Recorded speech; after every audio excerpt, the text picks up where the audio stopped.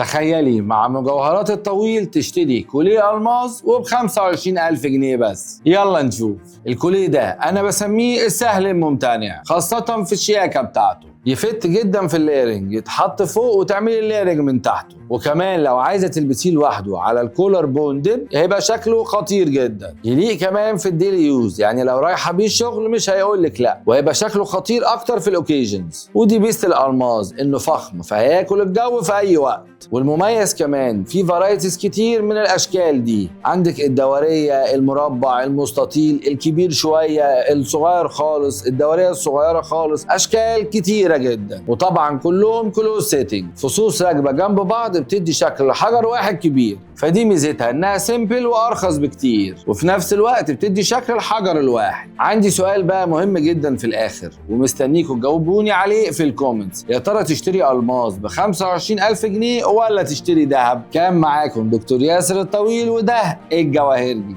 سلام.